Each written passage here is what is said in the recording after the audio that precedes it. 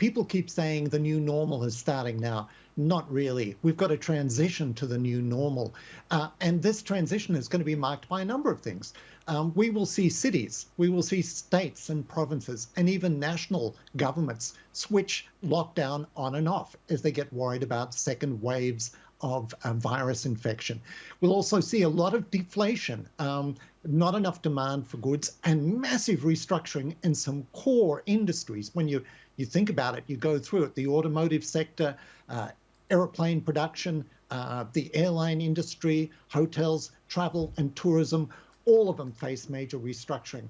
When we sit down and talk with the big multinational companies in our forums, they talk about Q3 being the period when they're going to start rationalizing their operations and letting staff go. So the COVID-19 wave, the first wave dies down, but we now have 2 or 3 economic waves, unemployment, bankruptcy, default, which are going to build through the end of the year. That's this interim period before the new normal. The new normal, it's a different thing altogether. But back to you, Tanvir.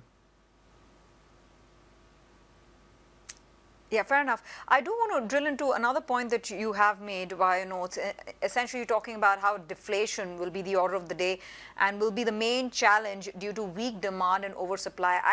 I see that playing out in China. When I look at the manufacturing data out of China, I see how output is increasing, manufacturing activities coming back online. We had the Caixin number also bounce back into expansion territory. But if you look at industrial profits, if you look at what's happening with the PPI, pricing power is not coming back, and there seems to be a major demand challenge. Some experts believe that come May, June, when most of the world starts to reopen, that some of those bottlenecks will clear out. But do you think that to be the case, or do you think this is a structural problem that we are facing?